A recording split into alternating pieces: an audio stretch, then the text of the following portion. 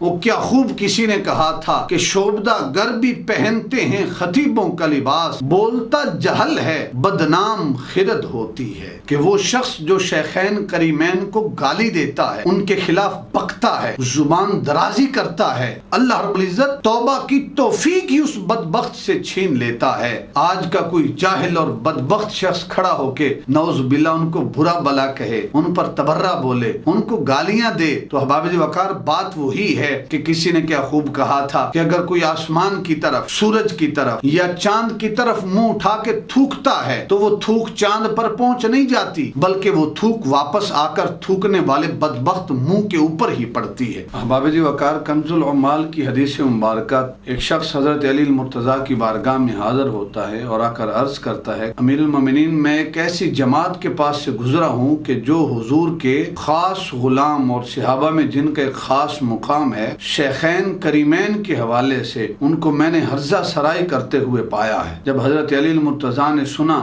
مولا کائنات امیر المومنین ممبر پہ تشریف فرما ہوتے ہیں اور آپ واعظ شروع فرماتے ہیں، اور حضرت علی المرتضیٰ ارشاد فرماتے ہیں، قسم ہے اس ذات کی جس نے دانے کو پھاڑا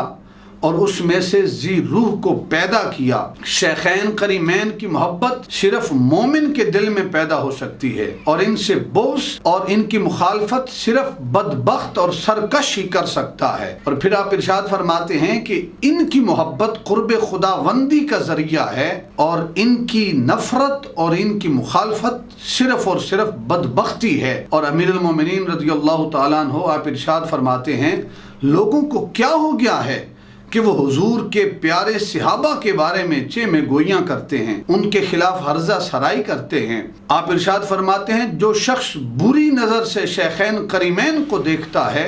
حضور کے پیارے صحابہ کو دیکھتا ہے، میں علی المرتضیٰ اس سے بری ذمہ ہوں۔ یہ میں نہیں کہہ رہا، وقت کا کوئی عالم، کوئی ولی نہیں کہہ رہا، یہ امام الاولیاء حضور نبی اکرم صلی اللہ علیہ وسلم کے داماد فاتح خیبر ارشاد فرماتے ہیں۔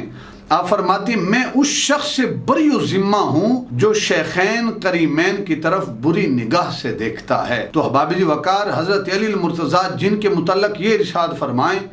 جو ان کو بری نظر سے دیکھے میں اس سے بری و ذمہ ہوں، تو آج کے ان جاہل، مطلق جاہلوں کو سوچنا چاہیے جو حضور کے غلاموں، حضور کے صحابہ کے متعلق، ان کی ذات کے متعلق ہرزہ سرائی کرتے ہوئے تھکتے نہیں ہیں، بلکہ حضرت علی المرتضیٰ رضی اللہ تعالیٰ عنہ آپ ارشاد فرماتے ہیں کہ وہ شخص جو شیخین کریمین کو گالی دیتا ہے، ان کے خلاف بکتا ہے، زبان درازی کرتا ہے، آپ ارشاد فرماتے ہیں، اللہ رب العزت اس بد نصیب، اس بدبخت کو کبھی توبہ کی توفیق نصیب نہیں کرتا۔ اللہ رب العزت توبہ کی توفیق ہی اس بدبخت سے چھین لیتا ہے۔ بلکہ حضرت علی المرتضیٰ کا وہ فرمان نظریں اور دل کی نظریں کھول دینے کے لیے کافی ہے۔ کتاب الشافی جو الکافی کا ترجمہ ہے،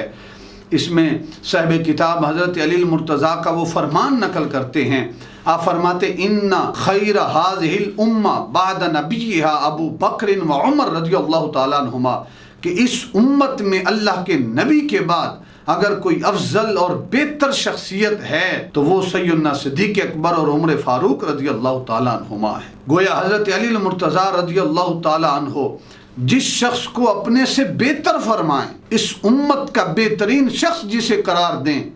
آج کا کوئی جاہل اور بدبخت شخص کھڑا ہو کے نعوذ باللہ ان کو برا بلا کہے، ان پر تبرہ بولے، ان کو گالیاں دے، تو احباب وقار بات وہی ہے کہ کسی نے کیا خوب کہا تھا کہ اگر کوئی آسمان کی طرف، سورج کی طرف یا چاند کی طرف منہ اٹھا کے تھوکتا ہے تو وہ تھوک چاند پر پہنچ نہیں جاتی، وہ تھوک سورج تک پہنچ نہیں جاتی، نہ آسمان تک پہنچ جاتی ہے، بلکہ وہ تھوک واپس آ کر تھوکنے والے بدبخت منہ کے اوپر ہی پڑتی ہے۔ اسی حوالے سے حضرت علی المرتضیٰ کا وہ فرمان جو رجال کشی کے اندر اہل تشیع کی اسماء الرجال کی بڑی معتبر کتاب ہے، اس کتاب کے اندر آپ کا وہ فرمان موجود ہے۔ امیر المومنین حضرت علی المرتضیٰ رضی اللہ تعالیٰ عنہ کوفہ کے منبر پہ تشریف فرما ہیں، اور آپ ارشاد فرماتے ہیں کہ اگر کوئی شخص میرے پاس آئے اور آ کر مجھے شیخین کریمین سیدنا صدیق اکبر اور سیدنا عمر فاروق رضی اللہ تعالیٰ عنہما پر فضیلت دیتا ہے کہ میں ان سے افضل ہوں،